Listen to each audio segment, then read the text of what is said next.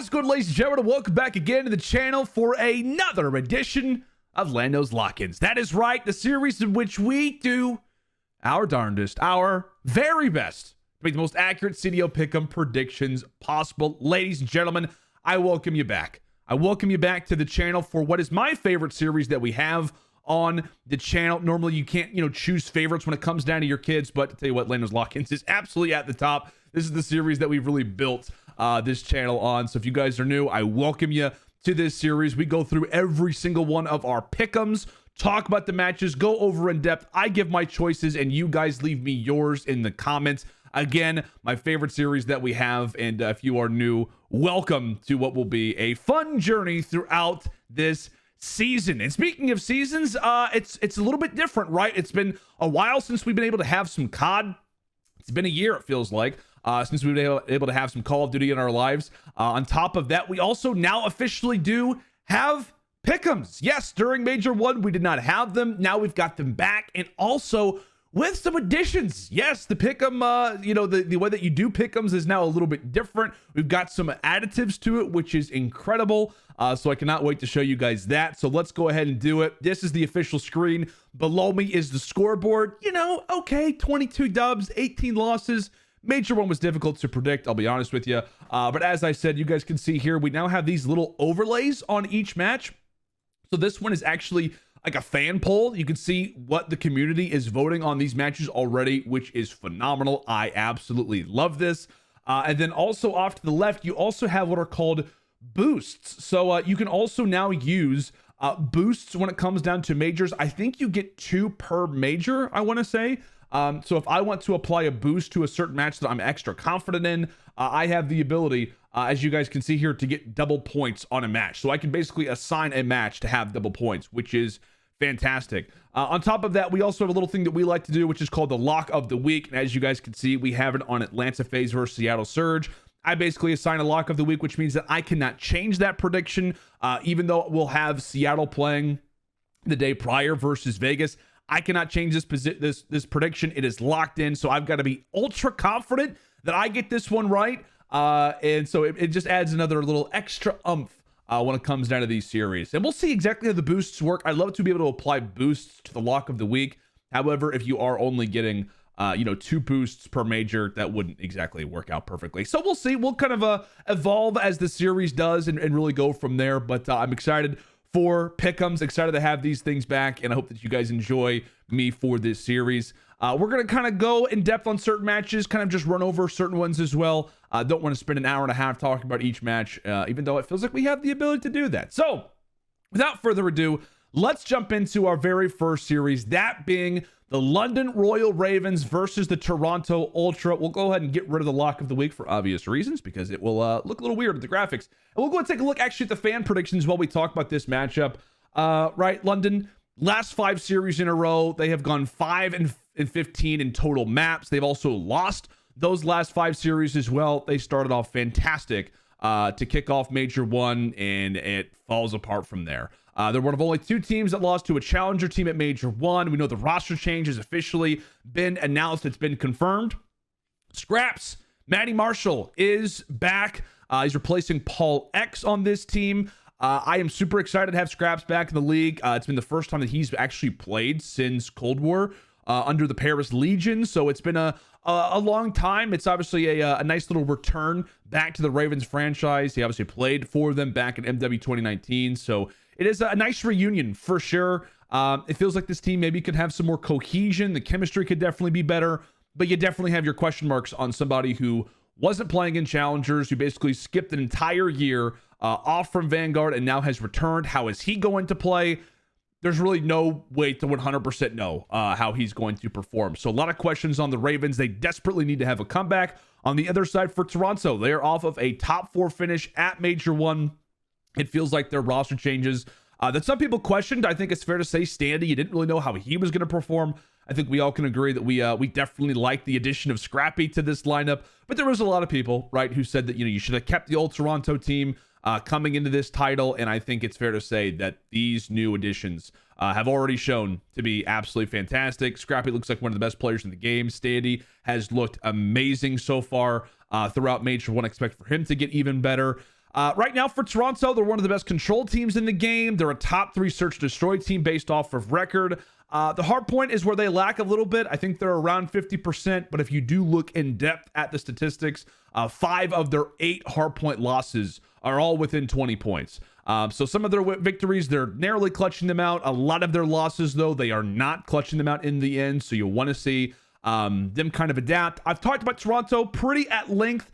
They're a team that I actually do think could serve really well when it comes down to these new spawns. If they are going to be a little chaotic for certain teams, I actually like for Toronto to thrive in that chaos a little bit. You also talk about the communication, the comms with this team. They're always very poised, very solid when it comes down to making sure that they can pick out certain things. I think a lot of people agree. Toronto feels like they're on the upswing. They're a new roster. They just get all together. They had some great moments. They took down some top caliber teams. They've taken down the Atlanta phases, the OpTic Texases already. And now it's really about how much better can they get. I think while this is a new London team, they definitely have the ability to surprise.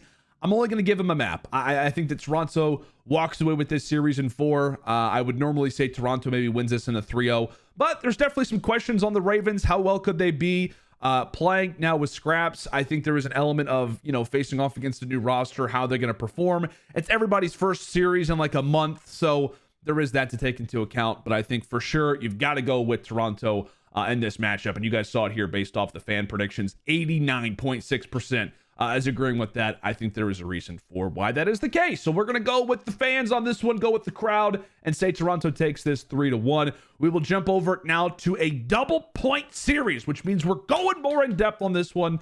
Minnesota versus Boston. This is a major matchup, and based off the fan polls, I've already looked at it. It's interesting. It is interesting. I think that this one is much more 50-50, to be honest with you.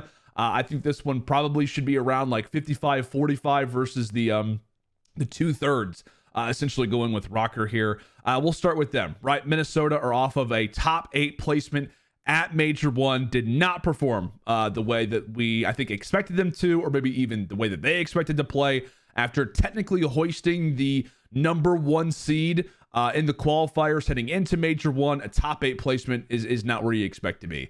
And if you do look at, the matches that they played, if you really look at their series or their event in summary, okay, you beat a Challengers team 3-0. You beat a Gorillas roster 3-1, who literally replaced 3/4 of their team. That's it. Like, those are the only teams that you beat. You lost to New York 3-0. You lost to Toronto 3-1. That was a team that you actually beat online. So they've come back on land, beat you, and then you also lost to the Las Vegas Legion in a Game 5, round 11. You got 2-3-5 on. I don't know. It feels like the biggest difference for Minnesota from online to LAN was absolutely their search destroy. They go 1-5 in S&D at Major 1, and a major focus of all of that is around First Bloods. You will definitely hear a lot of the casters talk about that. If Jay and I have a series for Rocker this week, you will hear us, hamper on it a ton about how they were the number 1 team, I think, online when it came to First Bloods. They go to LAN and they are 12th. So you can definitely see where a majority of the issues were coming from. I want to say Rocker is also a team that relies heavily on, if they win the First Bloods, they're like usually winning those rounds like 70, 80, 90% of the time. And if they are losing them, even online, they were struggling quite a bit. So they very much thrive based off the early stages of rounds. That doesn't go their way. S&D takes a hit. In terms of the other game modes, right now, they look great at control. They're a bit below average when it comes in a hard point, and as we said, in S&D as of late. And it really feels like after Major 1, the questions were on everybody but Afro. It was like, okay, Afro looks amazing. He looks like one of the best SMGs in the game. My partner in study has also said that he thinks that Afro is absolutely up there with the Hydras and the Preds of the world. But he needs some help. You need to have really an overall solid slaying performance out of the other players when it comes down, again, like we said, those hard points, those controls, or rather those hard points, those search destroys, those big performances. Some question marks around Rocker, without a doubt. And then we head over to Boston, which it feels like they have even more question marks than the Minnesota Rocker. They were also one of only 2 teams that did lose to a challenger team at Major 1. Obviously, it was them and the London Royal Ravens, as we talked about earlier. The problem with Breach in terms of ranking them, predicting them, really knowing where they're going to sit, is the fact that Awakening was sick.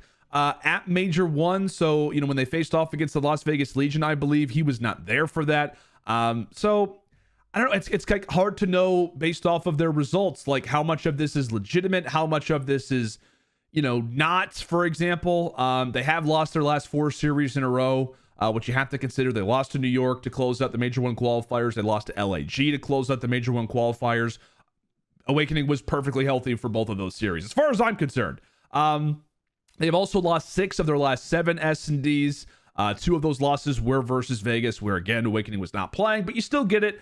This is the first matchup of the season between Minnesota and Boston.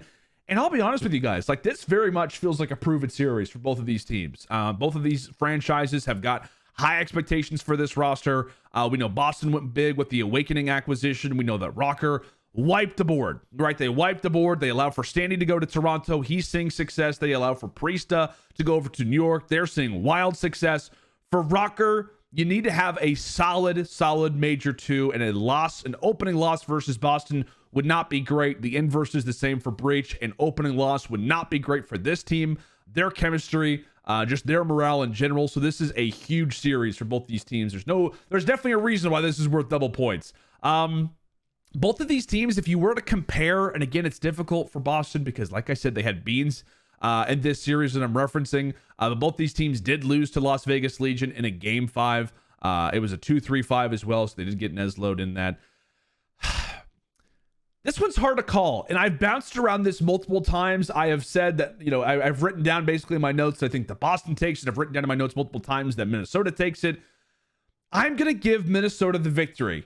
I'm going to give Minnesota the victory here. I am definitely a little bit worried about Rocker turning things around in S&D. The positive, though, if you are Minnesota, is that lately Boston Search Destroy hasn't been great either. The control also hasn't been amazing for Breach consistently either. So if you are Rocker and you're looking at like, hey, we expect to be much better in Search Destroy. Our control is already solid. If we're talking about hard points, Boston feels like sometimes they can win opening hard points. I think their opening hard point per win percentage is usually pretty good, but they can typically slow down in series. I don't know. It just, everything around Minnesota just feels like that they do have a very small leg up when it comes down to this matchup. I also think that Afro could definitely put the hurt on Nero and Vivid in this series. I think for Breach, you're looking at Nero and Vivid to have a really good Major 2.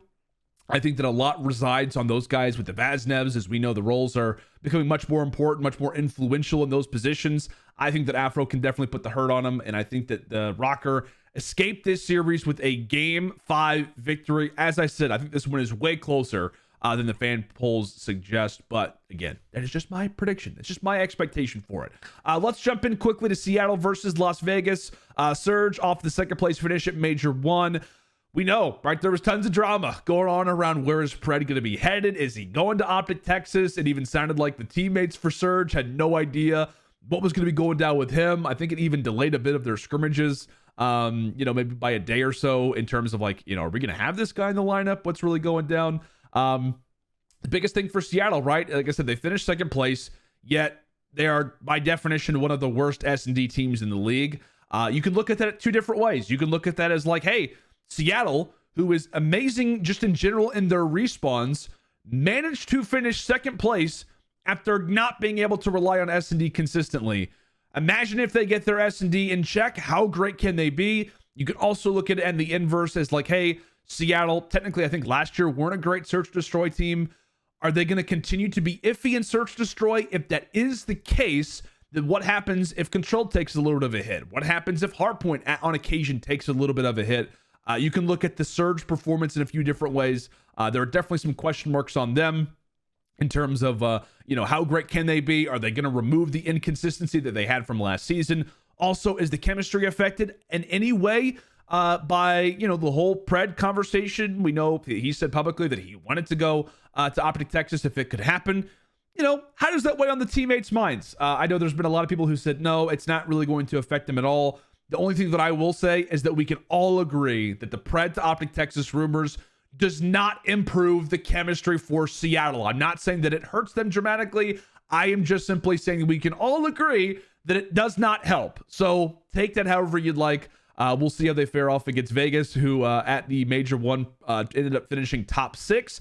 secretly, but also not secretly, had a pretty good Major 1. I mean, the performance says that they placed well, top 6. But they had some really good series. Like, they really did. They had some phenomenal series. They ended up suffering a loss versus Atlanta, but in that series, the S&D, I think, went to a round 11 and whatnot. So, like, they were definitely competitive when it came down to that matchup. They also took a very narrow hard point on the Embassy to kick off that series. So, I mean, one round goes different. Las Vegas ends up going 2-0 up versus Atlanta. So, like I said, they played the hard points close. They lost the S&D in around 11. They ended up losing to the Thieves, but they went up 2-0 in that series, again, off of a round 11 S&D victory. So, you know, they definitely had their close search destroy moments, but you could see what would happen. LAT later went on to reverse sweep them. Not great, but again, you're at least playing very competitive versus some of our top caliber teams that we've got in the league. They also did manage to take a map off of NYSL, the later on champs at Major 1. They had a close game for a hard point. They did manage to take a map off of New York in the Game 2 Fortress Search Destroy, so there is that. They also did beat Rocker in a Game 5 round 11. They also beat Boston Breach in a Game 5. They later would beat Elevate also in a Game 5, and we know Elevate was looking pretty solid at this tournament coming in from Challengers. So what do we have here, right? Surge versus Vegas. You essentially have the worst respawn team, but arguably the best S&D team facing off against the best respawn team, but arguably the worst search destroy team in the league. I would say that Seattle are the worst search destroy team, but they're definitely not. They're in the bottom 5, bottom 4, I would say comfortably. And while I do think for sure that there is a chance that Las Vegas Legion take this, I just think that they have the ability to be competitive at times in the hard point. I really like the controls here for the Seattle Surge to take that. Lately for the Legion, I think that they have a record of like not winning defense at all. So that is obviously a problematic situation. I think for sure you can guarantee almost that the control should go the way, I think, of Seattle in this series, depending on what the map is. So I think Seattle goes up 1-0 based off the control. I think that Las Vegas have the ability to contest in the hard point from time to time. But again, you do like Seattle in those. And then in the Search Destroy, Seattle has gotten better. How good are they actually in Search Destroy? Las Vegas Legion will definitely put that test forward. And this is it is a scary series for Seattle. Again, we'll take a look actually at the fan poll. We didn't have this brought up, and I apologize for that. A major swing for Seattle. Another sneaky series where I do feel like Vegas can absolutely contest them. They can win hard points from time to time. They're also a great Search Destroy team. If you are Seattle, you lose the opening hard point. And like I said, if Vegas just wins that, Game 2 Search Destroy as well, you've got a guaranteed Game 5 versus this roster that you do not want to see yourselves in. So Seattle will have to tread carefully. I think that they will manage to do it, but I will say, out of these opening matchups, if you're looking for a prediction to maybe go elsewhere, I think that you do go for Vegas in this one. If you're looking for the upset out of day one, where's it going to come from? I don't think this is really necessarily an upset. Regardless of where it goes, I think that you go for Vegas here, but I am going to go for Seattle to walk away with this win versus Vegas in a 3-1 fashion. We'll move on now to day number 2. We're starting things off with LAG versus the Florida Mutineers, and this is, I think, the closest one that we have on the docket here for week number 1. Basically 50-50, just the smallest edge that the fans are promoting the Gorillas to take, which I think is pretty interesting, considering the fact that LAG, a totally new lineup, right? This is LAG Academy plus Arsenes. They bring in Assault, they bring in Exceed, they bring in Joe Deceives. We know that Hook ends up going to OpTic Texas, Spart and Neptune now sit on LAG's bench. It's a big move. I think for sure. I kind of question it because I feel like you definitely wanted to most likely keep Hook on this team. We've speculated about it. We've talked about it at length about how, at least in my eyes, I think that if you were LAG, maybe them and Hook just did not see eye to eye when it came down to this roster change. Maybe they want to get rid of his contract, not have to worry about paying him. Maybe it's just a matter of like, hey, let's just give Hook the ability to go elsewhere, see success. I have really no idea. That's just a prediction, but a big moment for the Gorillas, right? Totally new lineup. How do they play? Does that work to their benefit? Does it work to their, I guess, negative, if you will? You've got 2 rookies by definition. No, Exceed has a little bit of a CDL match experience, but first official real season, it guaranteed in the starting lineup. We know for Joe DeCeves, he's literally been in the CDL or been in challengers for like a month or 2 months. He's instantly getting thrown into it. Might actually be like the youngest player to play a CDL match. That may be a statistic to look out for. He just turned 18, got the call up from LAG. He is instantly brought into this lineup as well. But I think for sure all eyes are on the SMGs of this series. All eyes are going to be on Joe DeCeves and Exceed to try and perform. The same thing can be said for Florida, who at Major 1 had some great moments. They also had some not so great moments throughout Major 1. For Mutineers, in summary, took OpTic Texas to a Game 5 round 11. Then you later beat them in revenge and a Game 5, knocked them out of the tournament.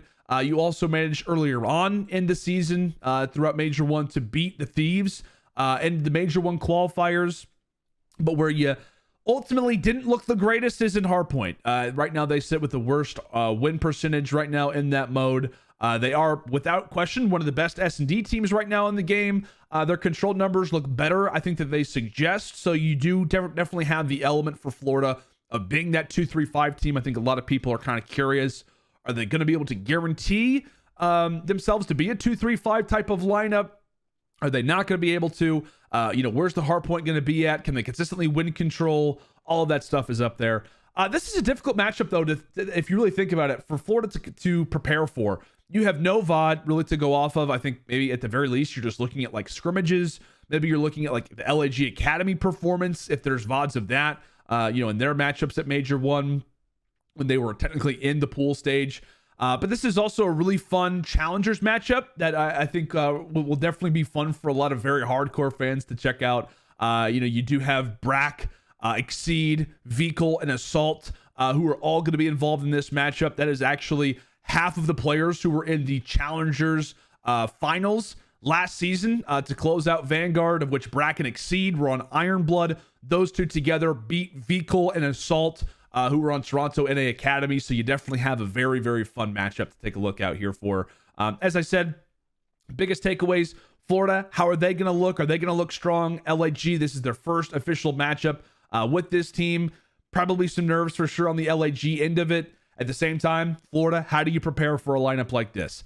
I am going to say I'm going to go for not actually an upset according to the fan poll, but I am going to go for LAG to take this. Now, I do want to highlight that I actually really like the Florida team a lot more than a lot of other people do. I thought that they looked great.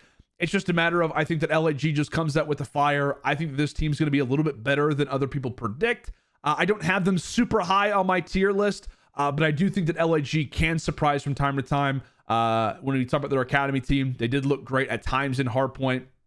I think that they can best Florida at times, maybe in a search destroy, give them some headaches. I do really like the Mutineers. You should probably go with Florida in this matchup based off that poll. I think the Florida should definitely be favored a lot more, probably 60-40, but I am going with the inverse. I'm going to go with the Gorillas to take this in a bit of a shocking series. I think it'll be close. I'm excited for that one. So London Royal Ravens now versus Minnesota Rocker. A big match again. This is a good old classic EU matchup between Bance and Zero. I want to say it's their first series against each other. Here in MW2, we know the history, the stats of these guys, them going up against each other. Europe's finest for sure. London, they are off of the match versus Toronto, which I had them dropping that 3-1. Most people would. Rocker, I think that is a very much a 50-50 matchup versus Boston. I do have them taking it. But again, this could very well be Minnesota coming into this matchup 0-1. Same thing could be said for London.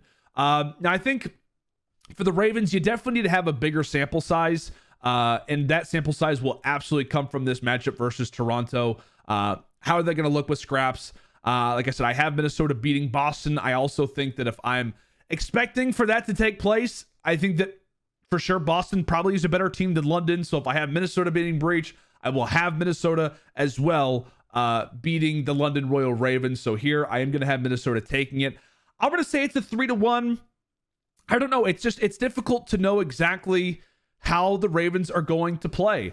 I do think that there is a moment where the Ravens could absolutely make this close. I think that the Ravens have the chance to contest them in the hard points. Sometimes Minnesota looks great in HP. Sometimes they look slow. They have a very, very poor record and game 1 hard points. So there could be an opportunity for London to attack them in this series.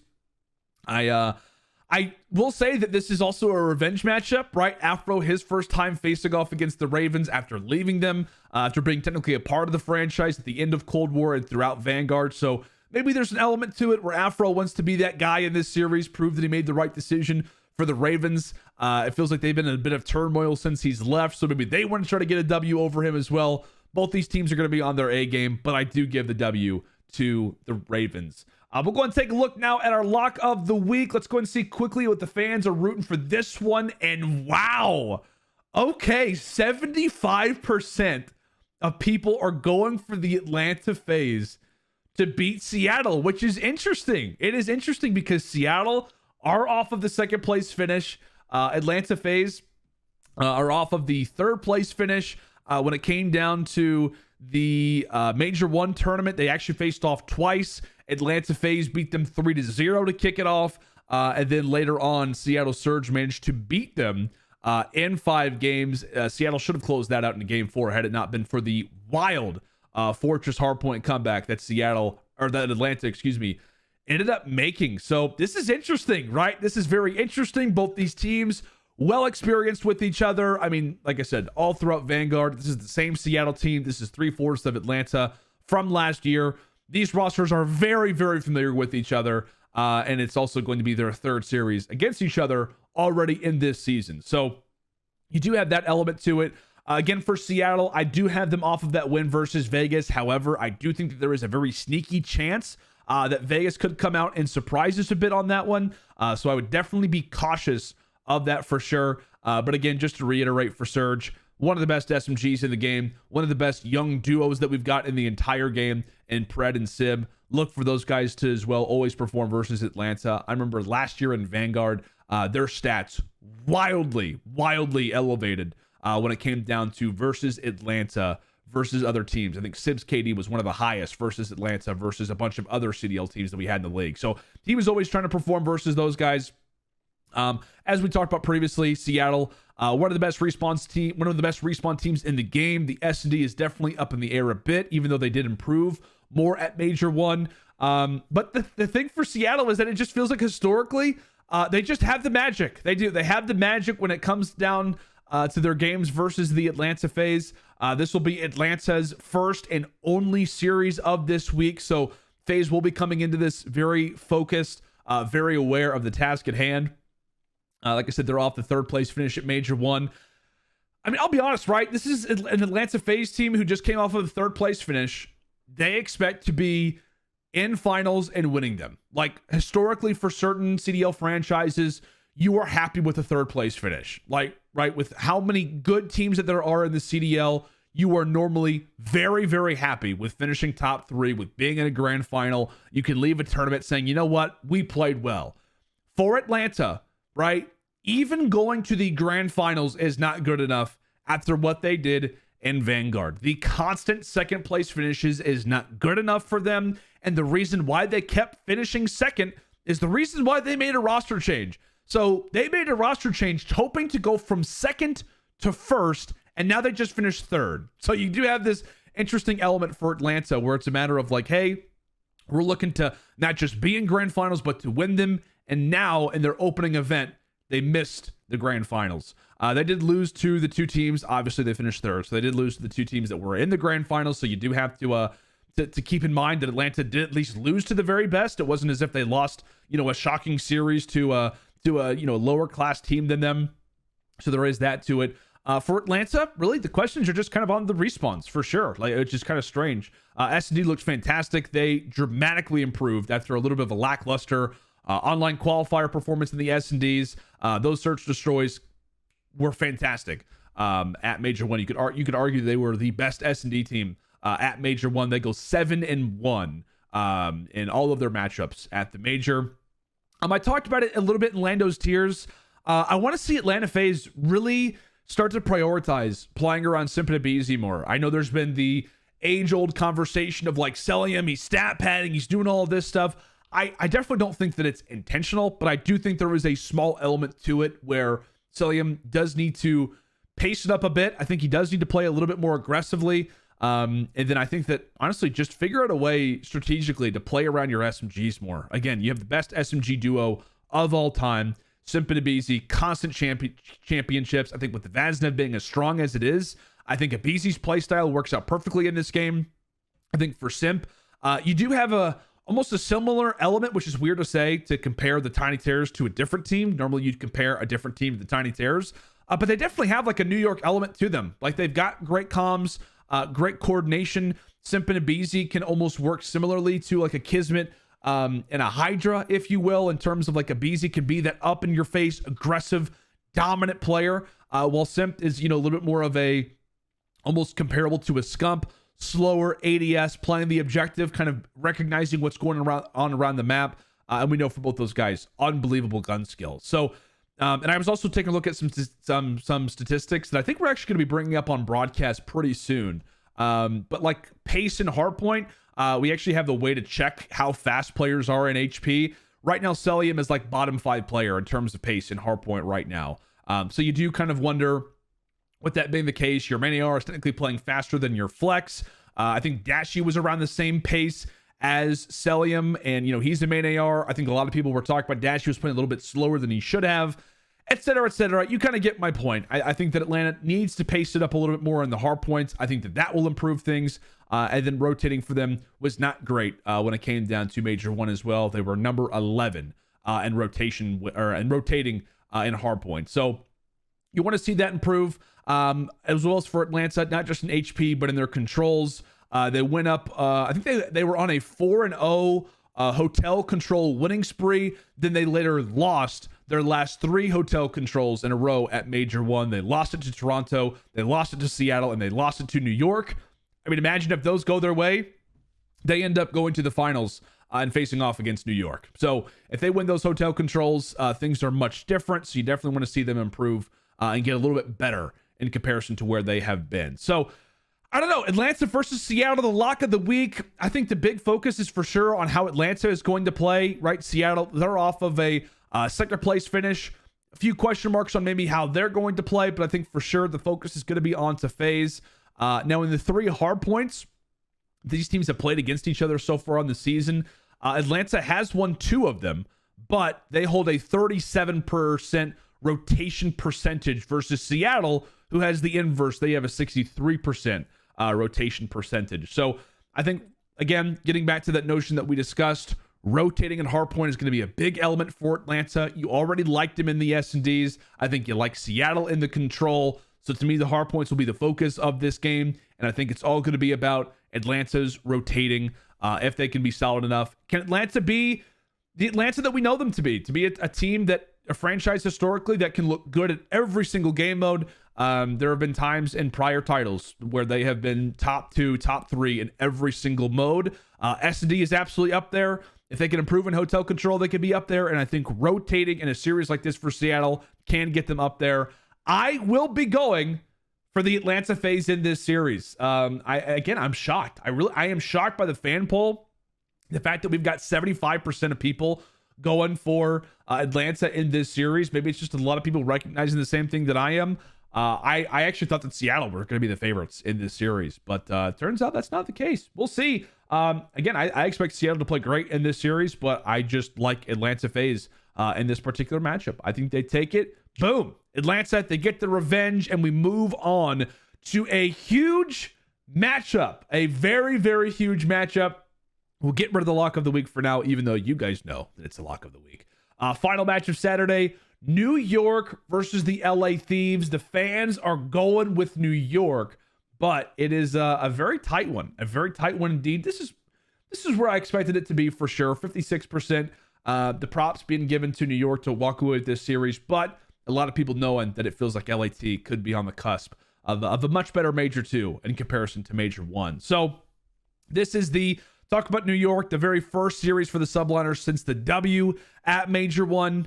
I mean, there's nothing more that I can add to what you guys already know. Like, they looked fantastic in almost every single way after the horrendous 0-2 start at the Major 1 qualifiers. They went on to win 8 of their last 9 series. Their control was top of the line. They go 8-1 in control at the tournament. I think they had like a perfect offensive win rate in control, which does not make any sense to me whatsoever. After looking lost in Search Destroy, The Major 1 qualifiers, they have gone 9-4 since. Their pace and aggression was felt from their opening matchup versus LAG. Jay and I had the cast, and New York looked like they were on fire. Skies, what a moment it is for him. His first time away from Florida. He has an unbelievable tournament. Priesta, after being doubted, after being told to go to challengers, New York picks him up. That was really for a lot of people, myself included, where it was like, okay, that could maybe be the weak link when it comes down to this new Subliners roster. He looked phenomenal. This tournament.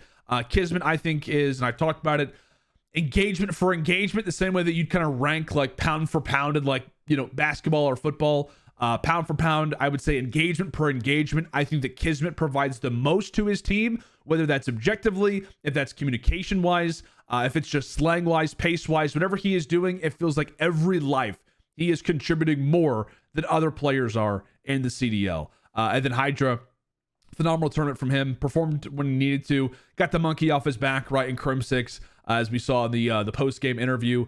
Phenomenal moment for him. New York, you have got to love with what you saw out of this team. Considering the way that they started, which it looked like chaos. It looked like it was not going to mesh. It absolutely did. And props to the New York coaching staff, the management, for being able to pull off that W. They looked great. For the Thieves, right? A top six finish for our defending world champions, coming off the back-to-back. Not what you wanted. I think for Thieves, you would have been pretty okay with like a top 4, top 3 finish ultimately, but just lots of close losses. They lose versus Seattle, in which the control went to around 5. They lose a very narrow game 4 hard point by around 10 to 15 points. That's when Scrappy drops the 40 bomb. It was the final rotation to Restaurant on Hotel as well. So, they definitely should have looked a little bit better. That was Seattle. I'm thinking I'm bouncing between Seattle and Toronto. In Seattle, in that game 4 hard point, they ended up losing just narrowly, as well, as I said, in that game 4. But I think it was on a Mercado, however. In the series versus Toronto, they did throw away quite a few rounds in that search destroy. I think there was 2, if not 3, like 1v2 clutches, one from Scrappy, another one from Insight, that you would have liked to have seen LAT clean up a bit. And then in that game 4 on Hotel, that's when Scrappy drops the 40 bomb.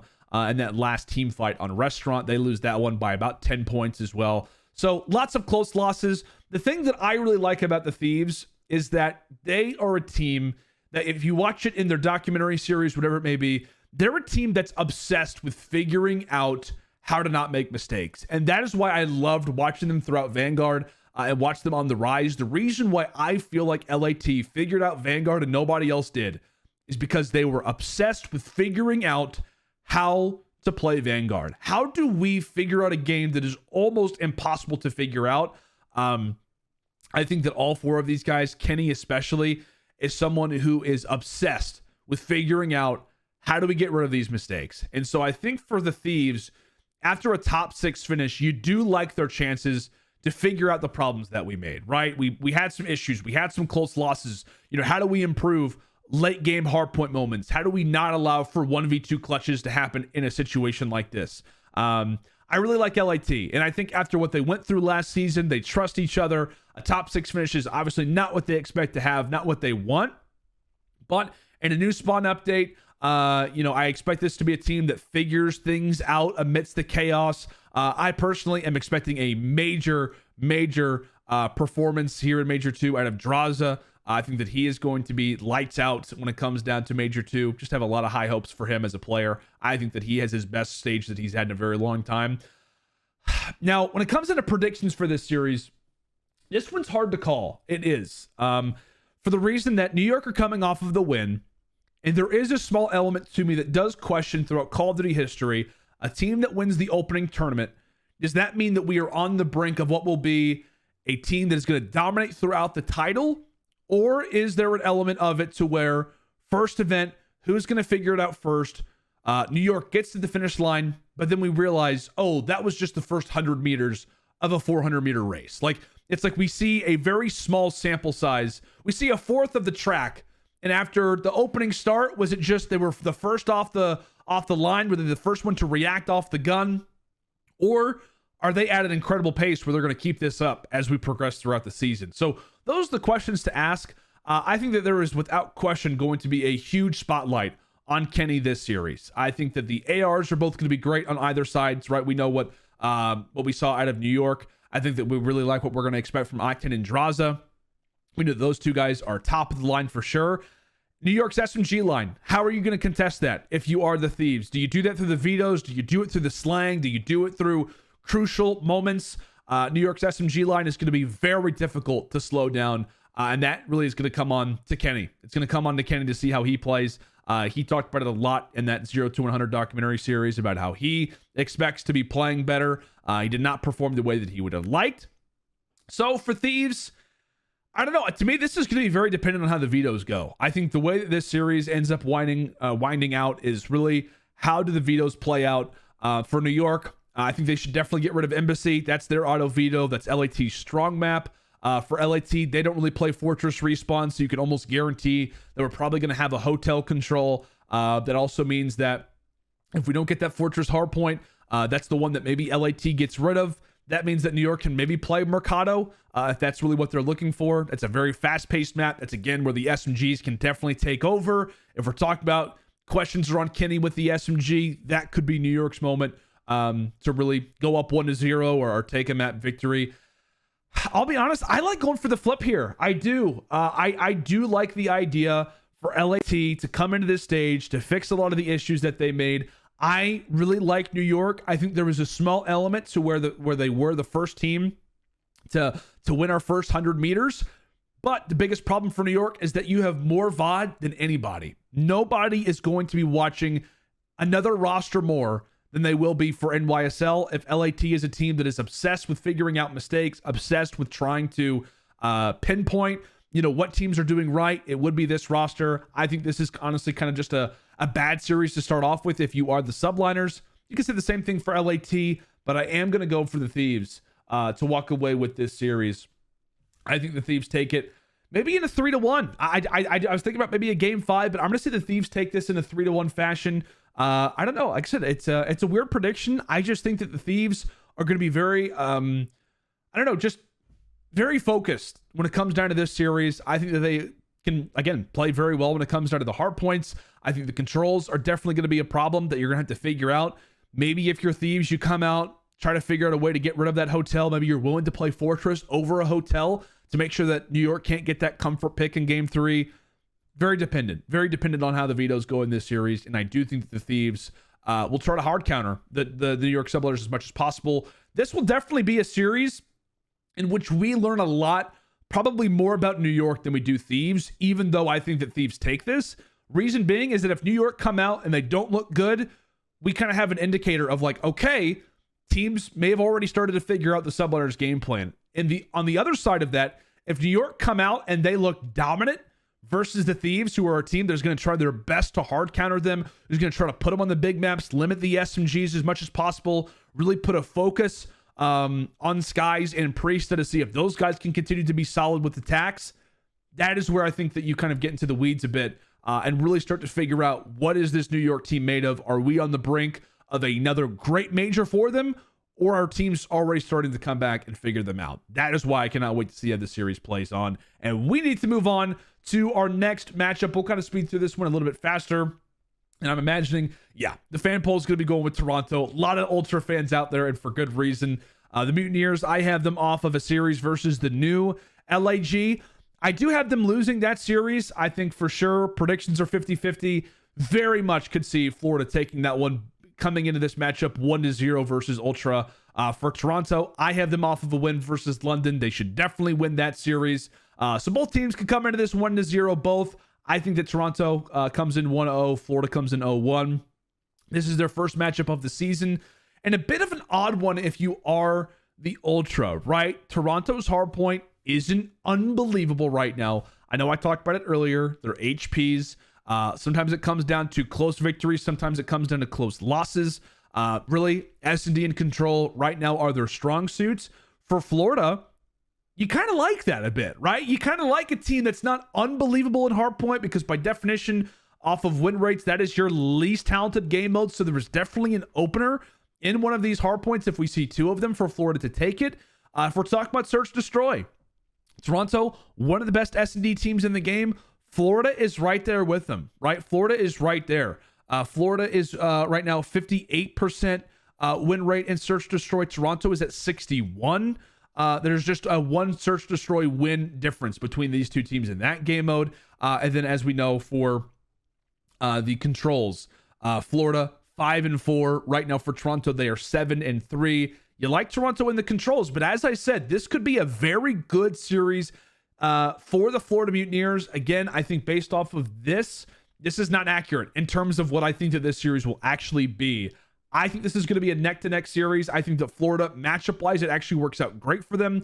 If Toronto are not super clean in their hard points, Florida can walk away with one. I'm still going to go with Ultra for sure, but I do think that the Mutineers can cause a bit of havoc, no pun intended, in this particular series. I think they look good, but just fall short in a game 5 to the Toronto boys. So let us move on to another major matchup. It is worth double points.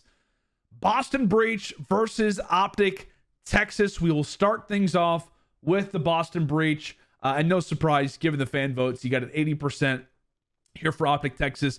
I hate to tell you, OpTic fans, this one to me is very, very much a 50-50 type of series. And for Breach fans, this is nerve-wracking, right? You've got a 50-50 matchup, in my opinion, versus Minnesota, a 50-50 matchup versus OpTic Texas. If you come out, win some clutch situations, you finish 2-0, you also could lose some clutch situations and start things off 0-2. But like I said, for Boston, I do have them off the loss versus Rocker, but I think that one's very much up in the air. For Breach, I think a big emphasis is, again, going to be on your SMGs. Much like it is versus Minnesota, it will be the same thing versus OpTic Texas. How do you play versus Hook and Shotzi? You need Vivid and Nero to play well. The same thing can be said for the ARs. I mean, for Boston, I think that you do know what you're going to get out of Methods and Awakening. We'll see how Awakening plays with attack more in his hands. He looked amazing with the M4. For OpTic Texas, you have quite a few new roles. We'll chat about them, right? Not only do you have new roles, but you have a new player in the lineup. This is the very first matchup with Hook after all of the crazy roster drama that went down. Are they going to get Arstees? Are they going to get Pred? Are they going to get Clay? Are they going to get Beads? Are they going to get etc., etc., etc.? It felt like for the longest time, OpTic Texas had no idea who they were going to get. We found out just days ago that the Pred thing does not work out, so they end up going for Hook. And Dashy is now on the bench, and he seems to be piecing right now when it comes down to scrimmages. So there's a lot of pressure, for sure, on OpTic Texas to perform well. A lot of fans were not happy with this roster change. And honestly, who could blame them, only considering the fact that they were so close to maybe having Pred on this team. Not having Pred, one of the best SMGs in the world, not having him ultimately makes you feel like any other change that you make just falls short. But this is Scump's final season, coming into Major 2 off of a very, very bad placement at Major 1. I believe they finished top 12. Not what you expect from this OpTic Texas team. And you've got some new roles to think about when it comes down to this lineup as well. Illy's going to be on the main AR. You've got Scump now at the flex. That's the first time that Scump has had a primary AR role since like MW3. So it's been like a decade since he's been in a position like this. I think in terms of OpTic Texas, like their mentality, the way they're feeling coming into this game is honestly pretty good. Like for me, OpTic's biggest issue, and they touched on it a lot, has been pace. It's also been just being on the same track. I think that Shotzi even said that even if we finished like top 4, we were going to make a move anyway. We just did not feel like we were composed, ready to go in our matchups, did not feel well prepared when it came down to our series. So the fact that they're removing Dashy, who they feel like was the culprit behind maybe not being as prepared as they should have been, that to me, I mean, while slang-wise it doesn't look great on paper, etc., the fact that OpTic Texas now feels more confident when it comes down to their games, they feel more prepared, is a good thing. MW2 is so much about preparation. It's so much about being on the same page. You bring in somebody in Hook who has a lot of history with these guys. He and Shotzi, I think, pace-wise ends up improving the team for sure. Scump and Shotzi's pace, to me at least, fell very, very off when it came down to their series. I know that was something that Shotzi talked at length about on his stream. They felt, not only was preparation, not only was in-game decision-making, but pace just felt very off. I think these guys are going to be very, very hyper-aggressive as a new duo together. Those are some of the fastest SMGs that we're going to have in the game. Now, as I've chatted about the reason why the title is the way that it is this a must-win for OpTic Texas? Yes, it is. Why is that the case? Why is Boston the team that we have to beat if you're an OpTic Texas fan? The reason why is because of OpTic's Major 2 schedule. So they start things off versus Boston. To me, it's very much a 50-50 game. Boston Breach, how are they going to play? OpTic Texas, it's your very first lineup. You've got new roles. You've got a new player in the helm. How are they going to play? After this opening series versus Boston, next week you have Seattle and Toronto. Two teams who finished second and the other team who finished third, or rather fourth, in Toronto. They look like they're on the uptick. I think that they absolutely can be a top 3, if not top 2 team in the game. Same thing can be said for Seattle. So again, you have Boston, then you've got Seattle, then you've got Toronto. You face off against Las Vegas, who are never an easy team to face off against. And then in your final match, you've got the Atlanta FaZe. So if we're looking at Major 1 performances, OpTic Texas will be facing off against the 2nd place team, the 3rd place team, and the 4th place team at Major 1. OpTic Texas, let me stress this. OpTic Texas can play very well here at Major 1 at Major 2 in the qualifiers and still finish 2 and 3. That is the actual level of it all. And so the reason why I'm saying this is a must-win game, if we're talking about wanting to have a winner's bracket position, not start things off in the loser's bracket, we know historically for OpTic teams, you know what? Winner's bracket opening games, honestly, typically aren't great for you. So, I mean, you could be, if OpTic Texas finishes off 2 and 3, they stand a very good chance of starting things off in losers. If they have a slow opening match, they could have another top 12 finish, right? They could instantly have another top 12 finish if they don't play well in these qualifiers. So not only is winning this opening series versus the Breach crucial, but if you do not win this, that means that you have to guaranteed beat the Las Vegas Legion, and you have to beat 2 out of the 3 of Seattle, Toronto, or Atlanta. None of those are guaranteed, and in all 3 of those matchups, they will not be favored in them. So that is why beating Boston is essential. If you beat Boston, you beat Las Vegas, then all you have to do is now beat 1 of the 3. Beat 1 of Seattle, beat 1 of Toronto, beat 1 of Atlanta, rather than having to beat 2 out of those 3, and then also trying to beat Vegas on top of it all. So again, a huge moment for OpTic Texas after the roster change, a huge moment for the team as they're going to have to look fantastic very, very early on. Now, the reason why I actually do like OpTic's chances, maybe more than a 50-50, even though it absolutely is that right now, if you're looking at this series from a, map perspective, Boston to me feels very 50-50 in the HPs. I would say I like OpTic Texas more there right now, even though there is a roster change coming in. That obviously affects a lot of different things for them. Breach's numbers in S&D are definitely a bit skewed, considering that they had to play a few with Beans versus Las Vegas Legion, so it's hard to know where they exactly stand when it comes down to Search Destroy. Control has been a huge weakness for the Breach, much like how it has been for OpTic Texas. So after Boston's opening Control crazy fortress win versus Atlanta FaZe, they have gone 1-4 in their last 5 controls. So, while you are going to know a lot more about Boston after their opening series versus Minnesota, if you're OpTic Texas, this isn't a horrible draw, considering some of the other teams that you could have faced off against. I mean, you could have started off versus Atlanta. You could have started things off versus Seattle, versus a Toronto. You'll definitely take a Boston team who will have, you'll have a sample size to see how they play versus Minnesota. If they do end up losing that series, you do definitely like your chances more to beat them yourselves. And then this is a Boston team who can lose hard points. That's positive number 1. A Boston team that, I think is probably going to be better in S&D, potentially. I think OpTic's weakness right now for sure is going to come in the Search Destroys right now. They have not looked, to me at least, up to par in that game mode. Right now they're at 4-6. Last year they were the number 1 Search Destroy team in the league. So for that, I think you definitely are kind of up in the air when it comes to Search Destroy. And then in Control, I mean, you're not looking amazing in Control by any stretch. You're 2-5 right now. Positive is that Breach are also 2-4. So if you are looking for an opportunity to walk away with the series, I think that the door is open for OpTic. I think that it's a close series. I do think it's a neck and neck one, but I do say that it will be a 3-1. I think OpTic wins the opening hard point, if not loses it. But I do think that they win the S&D. I think they win the control, but they trade the HPs. That's the way that I think this series ends up winding out.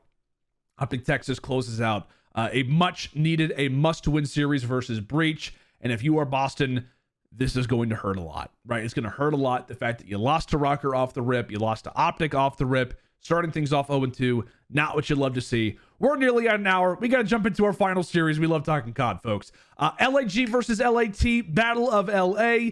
Gorillas are off of the series loss versus Florida, or rather the series win versus Florida in my predictions. This very much feels like a must-win series now, right? If you are LAG, considering that you can start things off 0-2 if you don't beat Florida.